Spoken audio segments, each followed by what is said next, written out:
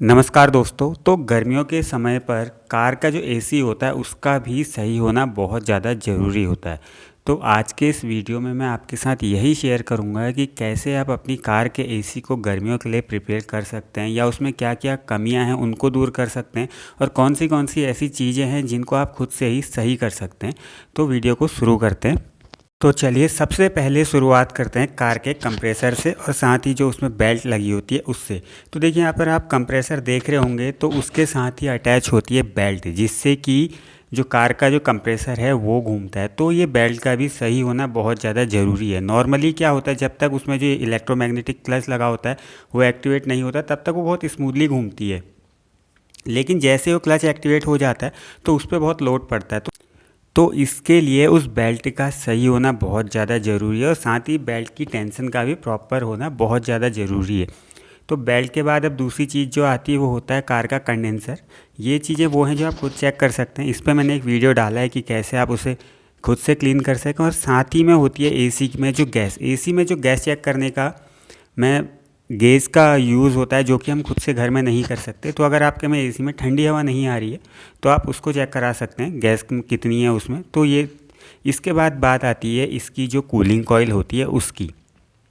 तो देखिए cooling coil usually dashboard के नीचे होती है। तो जैसे वैगन आर है, पुरानी ऑल्टो होती है, इनमें क्या होता था, इनमें फ़िल्टर नहीं होता था। तो इनमें क्या होता था कि जितनी भी सारी डस्ट होती थी सारी की सारी डायरेक्ट कूलिंग कॉइल पे जाके अटक जाती थी। तो इसको अगर आपके में डस्ट ज़्यादा है तो उसको आपको क्लीन कराना बहुत ज़रूरी है। देखिए मैं एक चीज़ आपको बताता हूँ, अगर हम इसको खुद से बिना निकाले क्लीन करें तो ये उस तरीके से क्लीन नहीं हो पाएगी। तो देखिए यहाँ पर ये इसको हम बंद कर देते हैं तो बाहर से हवा आती है और अदरवाइज़ पूरी जो अंदर की हवा खींचती है। जब ये बाहर की हवा खींचता है तो यहाँ से जो पेड़ के नीचे अगर खड़ी रहती है तो जो पेड़ के पत्ते या फिर वो फूल होते हैं कुछ भी, तो सारा का सारा इसी पे जाता है। मैं भी आपको दिखाऊंगा, सारा का सारा इसी में स्टोर होता है। तो उससे भी कूलिंग कॉइल के चोक होने का एक चांस बना रहता है। तो उसके भी सॉल्यूशन है, मैं कभी आपको आगे के वीडियो में बताऊंगा। तो फिलहाल हम बात, ये देखिए इसमें आप पत्ते देख पा रहे होंगे, तो ये सब बाहर से ही आते हैं। तो इसके अलावा अगर मैं बात कर रहा था कूलिंग कॉइल को क्लीन करने की, तो उस अगर आपकी कूलिंग कॉइल बहुत ज़्यादा गंदी है तो उसको आप निकाल के ही सही कर सकते हैं। इस तरह पानी डाल कर उसमें उतना सही नहीं होगा, अगर थोड़ा बहुत उसमें डर्ट है तो वो इससे निकल जाएगी, बट ये सही तरीका नहीं है जो मैं भी आपके साथ, मैं तो आपको बताने के लिए शेयर कर रहा हूँ, बट ये सही तरीका नहीं है। इसकी कोई टेंशन नहीं है, पानी बाहर निकल जाता है, इसके भी पाइप लगा होता है, पाइप के थ्रू निकल जाता है। अगर अभी कभी आपके में ऐसा होता है कि नीचे पानी गिर रहा है फ्लोर पर, तो हो सकता है कि ये जो पाइप है आपका उसका वो चोक हो, तो आपको ये पाइप उसका चेक कर लेना है। और जहाँ तक बात आई कूलिंग कॉइल को क्लीन करने की, तो कूलिंग कॉइल क्लीन करने का तरीका ये है कि उसे बाहर निकाल के किया जाए। लेकिन अगर आपकी गाड़ी पुरानी है तो उसमें किसी ऐसे केमिकल का यूज़ मत कीजिएगा जो कि कूलिंग कॉइल के लिए हार्ड हो सकता है, वो उसको नुकसान पहुंचा सकता है।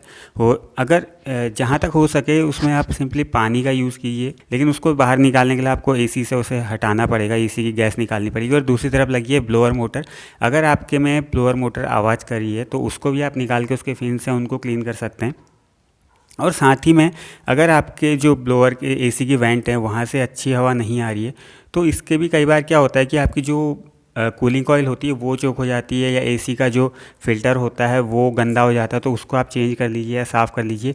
और कई बार क्या होता है जो वेंट्स होती हैं उनमें कहीं कहीं पे ब्लॉकेज हो जाता है, कहीं कहीं पर वो बंद हो जाती है।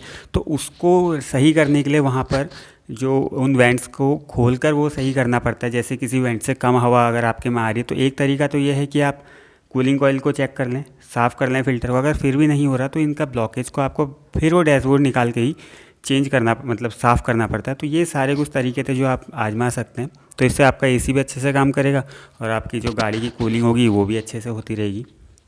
बाकी यही सब नॉर्मल सी चीज़ें हैं जो एसी की गैस को अगर हटा दिया जाए और कूलिंग कॉइल को बाहर निकाल के साफ़ करने के अलावा बाकी सारी चीज़ें आप खुद से ही कर सकते हैं, बहुत आसान है। और एसी की गैस का तो नॉर्मली ऐसे ख़त्म भी नहीं होती इतनी जल्दी। तो बाकी सारी चीज़ें जैसे कि फ़िल्टर क्लीन करना हो गया वो आप खुद से कर सकते हैं। और बाकी जो बेल्ट की टेंशन हो गई या बेल्ट चेंज हो सकती है वो आप खुद से कर सकते हैं। तो कोशिश कीजिए कि आप ये सब खुद से ही करने की कोशिश कीजिए। तो दोस्तों उम्मीद करता हूँ वीडियो पसंद आएगा, पसंद आए तो लाइक शेयर और सब्सक्राइब जरूर कीजिएगा। मिलेंगे नेक्स्ट वीडियो में ऐसे किसी टॉपिक के साथ, तब तक के लिए नमस्कार।